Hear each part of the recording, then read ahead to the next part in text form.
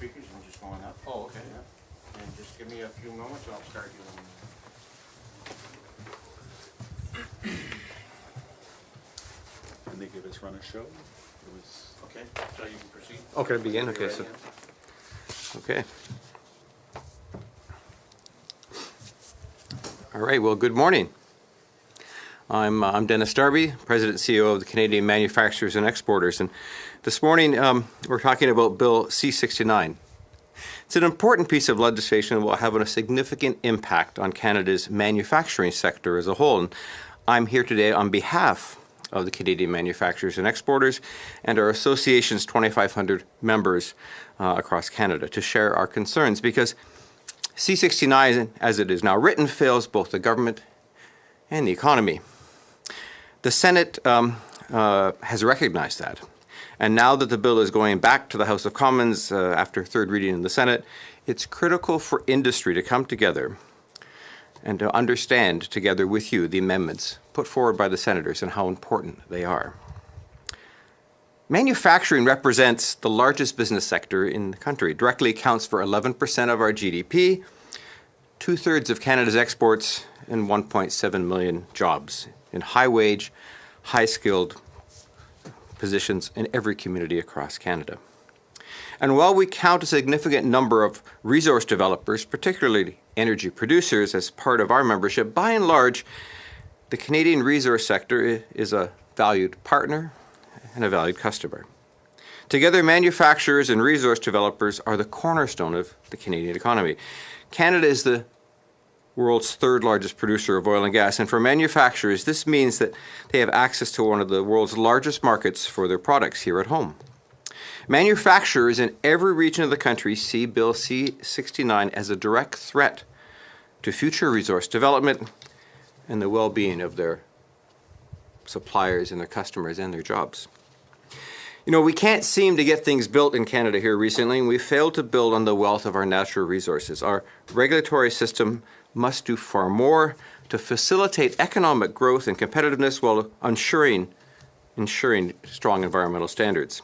But we must acknowledge that a lack of policy clarity has resulted in disputes being settled in court, causing delays and uncertainty. This has cost Canada billions of dollars in investment that Canadian manufacturers rely upon for their businesses. That's why CME applauds the intent behind Bill C-69 to create a clear and concise regulatory framework for future development projects. Nobody wants to see bad projects proceed. We simply want the good ones to proceed as quickly, amicably, and predictably as possible. In its current form, Bill C-69 fails to do that. The bill will make it more difficult and in some cases impossible to proceed with nationally significant natural resource developments. If Bill C-69 stays as it is, assessments and approvals will become more subjective, more complex, uncertain, and in some cases duplicative of existing provincial policies. It will also discourage investment and create extra delays to get infrastructure projects built across Canada. So in our view, Bill C-69 must be amended. After extensive consultation with members and partners across Canada, CME has developed recommendations that would address most of the bill's shortcomings, which are reflected in the amendments suggested by the Senate. The bill as it stands only increases the cost of doing business in Canada and is harming the economic competitiveness and the ability to increase investment in the manufacturing sector and exports. This flawed legislation threatens good Canadian jobs. And we've already seen a significant local impact from the downturn in oil and gas activity. We really sincerely encourage the members of the House of Commons to adopt the Senate amendments that would address most of the bill's shortcomings and allow it to achieve what it was set out to do. So thank you very much. I'll pass it on to my colleagues. Well, good morning and thank you for joining us today. My name is Mark Schultz. I'm the President and CEO of the Canadian Association of Oilwell Drilling Contractors, which represents the hardworking women and men of the drilling and service rig sector.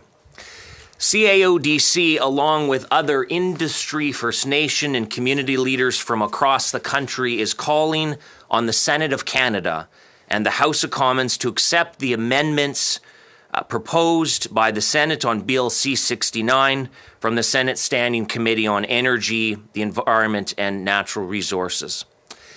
The industry continues to manage through the worst recession in its history, and the implications of this legislation alone have both deepened the recession's impact and further delayed any meaningful recovery. On behalf of oil and gas workers, their families, and the small businesses that support them, I want to thank the senators who reviewed Bill C-69 and took time to tour the country and to listen to concerns of Canadians. We sincerely appreciate the Senate's hard work and willingness to propose meaningful amendments to improve the legislation. Since the end of 2014, Canadian drilling and service rig companies have reduced the number of rigs in Canada by over 40%. At the same time, the number of Canadian drilling companies has fallen by the same amount. The exit of these companies and equipment from the Canadian market has resulted in approximately a permanent loss of 90,000 high-paying energy resource jobs. And many of these rigs, along with Canadian crews and their technology, are now operating successfully in the United States, where the energy sector is robust, with a government focused on energy independence and growth. You know, there isn't a single business in my membership that isn't looking seriously at relocating equipment and crews to the United States if they haven't already done so. What this means is fewer jobs and fewer opportunities for Canadians, and it's why we have to get it right on Bill C-69. Canadian oil and gas workers are unlike other hardworking Canadians. They have families to support, mortgages to pay, and take their kids to hockey practice every week. They are soccer moms and hockey dads and volunteer at their local church and community center. Yet, unfortunately, the last 4 years has been devastating for these families. Chronic unemployment has taken root, and the effects have been heartbreaking. I know of several small business owners who have refinanced their own home to make payroll and to keep the doors open. Some have managed to push through but are barely hanging on, while others get added to the growing list of failed businesses. As Canadians, we all want the same thing: good jobs, a high standard of living, and a clean environment for our children. This is why we need parliamentarians to support the Senate's amendments to the bill. The Senate of Canada has studied this bill extensively, consulted Canadians from coast to coast, and have tried to make things right by introducing 188 amendments to the bill. Federal policymakers must get this right because too much is on the line. We respectfully and urgently call on the Senate and House of Commons to do the right thing and stand up for hardworking Canadian oil workers and their families. Support the Senate's amendments to Bill C-69 and let us share Canadian resources and expertise with the world. Thank you for your time. Thanks, Mark. Well, thank you for your interest this morning, and thank you to the partners that are also on stage, the service sector and the manufacturers, along with the upstream producers. I think when we can stand shoulder to shoulder on important issues like this, it's very important. My name is Tim McMillan. I'm President and CEO of the Canadian Association of Petroleum Producers. Last month, when the Standing Committee on Energy, Environment and Natural Resources introduced the substantive package of amendments to Bill C-69, we wanted to recognize that as a very important work. The Senate committee met with Canadians from Newfoundland to British Columbia and to our north coast to understand the concerns that Canadians had with this bill. It listened and it adopted amendments that make this bill workable. We would like to thank the Senate committee for taking the time to listen to Canadians and to bring forward a package of amendments. The work they have done truly reflects what Canadians from coast to coast to coast want to see from their government. Now it is time for the government to listen to those senators and to the Canadians who engaged them over the last few months. Bill C-69 is complex. It has over 180 amendments. It had over 75 amendments at second reading. And at this point, we would ask the federal government to adopt the changes that the Senate is recommending, that the Senate committee is recommending. And to cherry pick or to further cut or bolt on new amendments could make this a Frankenstein bill. For more than 3 years now, CAPP has worked with the government and later with the Senate to try and get this to a workable state, all the while seeing capital increasingly leave Canada to jurisdictions like the US or other oil and gas producing jurisdictions around the world. We've seen capital investment fall from over $80 billion to less than 40 this year. The Canadian oil and natural gas industry firmly believes that if Bill C-69 passes without these amendments, Canadians will be the ones who will suffer. They will suffer loss of jobs, the economy will hurt, and our standard of living will also be damaged. Canada's future prosperity depends on the federal government getting Bill C-69 right. And I think that the Senate has positioned the federal government for success. We encourage them to take these amendments in their totality. Thank you. We'd be happy to answer any questions folks might have. Can you just clarify for us the reason you're on the Hill? Is it just to talk to the media, or is it to talk to, you know? I guess over the last few years, we have engaged with government, with ministers, with senators.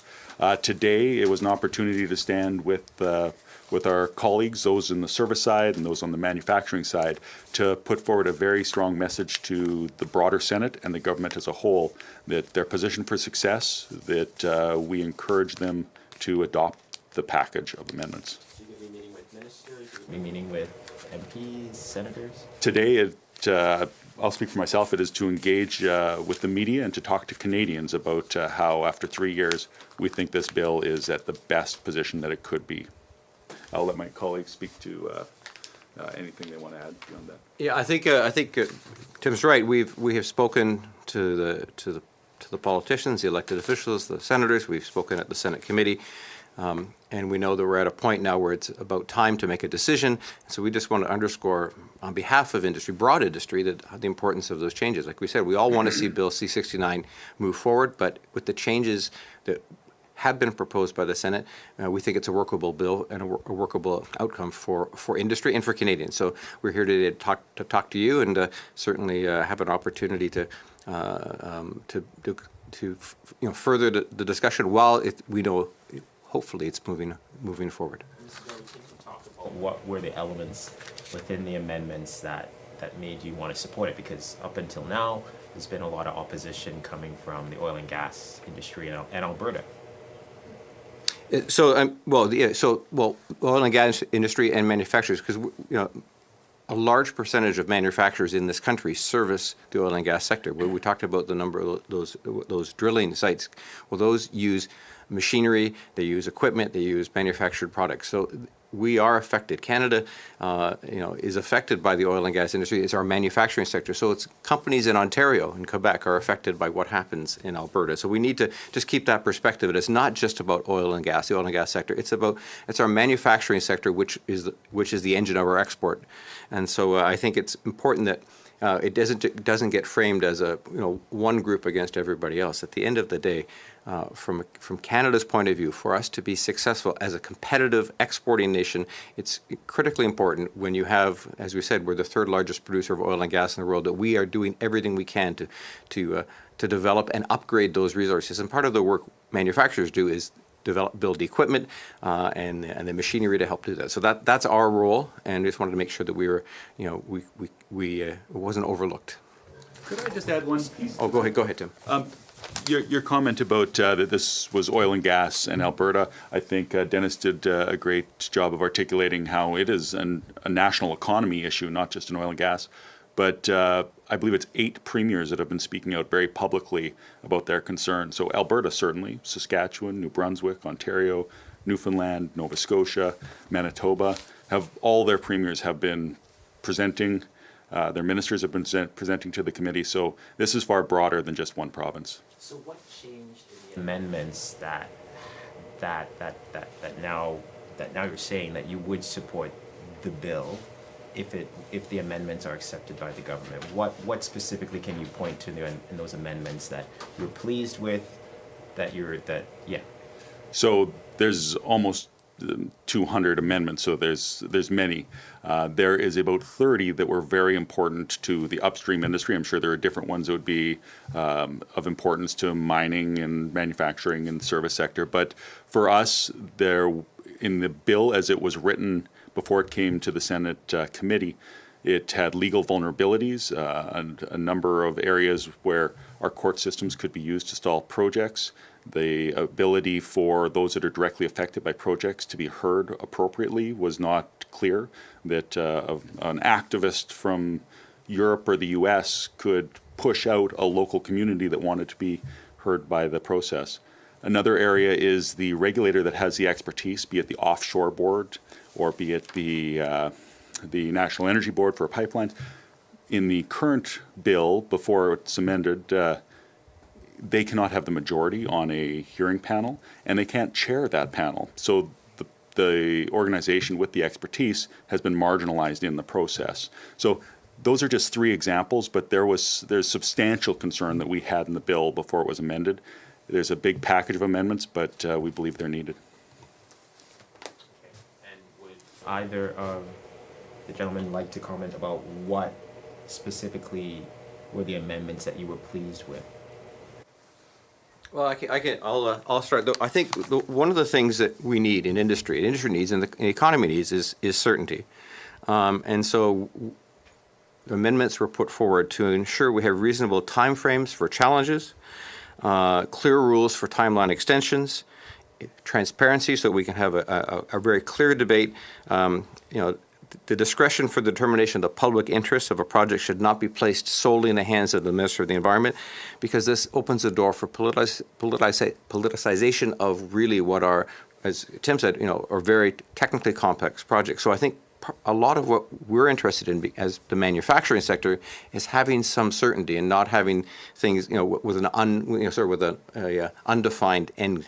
So I think it's really important that the amendments that help provide more transparency and certainty to the process are important, because that's how you continue to get investment.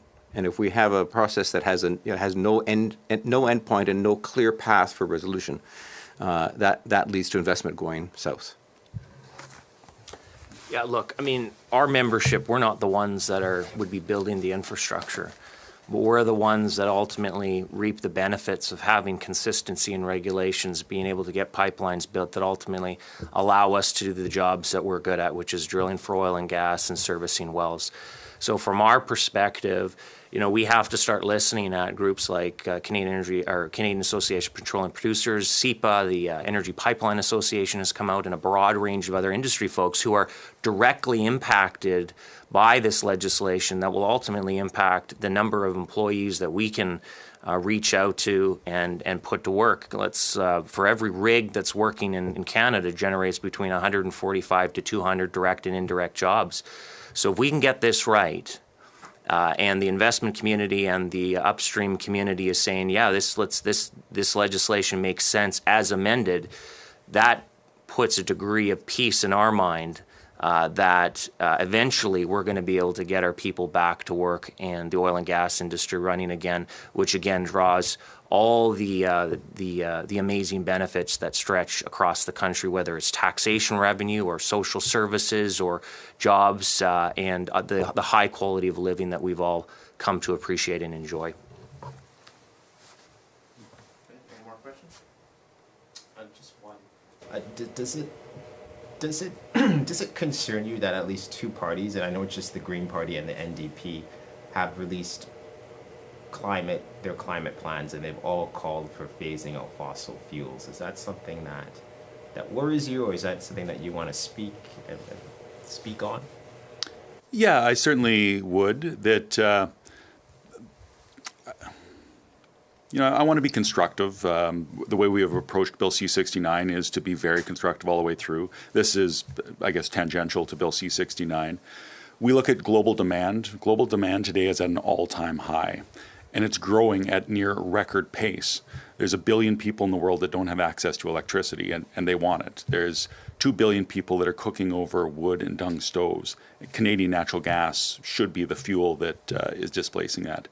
So and International Energy Agency is predicting that growth scenario continues out to the end of their forecast, at the end of which in 2040 we are using substantially more oil and gas. We believe that Canada has a unique and important role to utilize technology, to develop technology in a way that none of the other oil-producing countries can, and implement it at home and abroad, and to displace fuels like coal in India and China. They have massive coal build-outs in those countries to provide electricity. Canadian natural gas is the lowest emitting natural gas in the world. We've been electrifying our upstream, we're electrifying our LNG facilities. It's a step change compared to the rest of LNG. And LNG is a step change from coal. So to those parties, we're going to continue to engage them, that Canada is the solution to a ever-increasing demand of global customers, and we need to enable our technology and our ability to be a global solution. So it concerns you? Yes, it does concern me, and I think we have a role to engage them about the global demand scenario, because that's not going to change. And that Canada plays a unique role. So, yes, to those parties that have put forward those ideas, I think they're inconsistent with Canadian values, and it shows a lack of understanding of how Canadians produce and what value we can bring to that global community. Thank you. No more? Okay, that'll be it. Thank you very much. Thank you. That'll be the end of the press now. Well, thank you, everyone. Appreciate your interest in this topic. Thank you.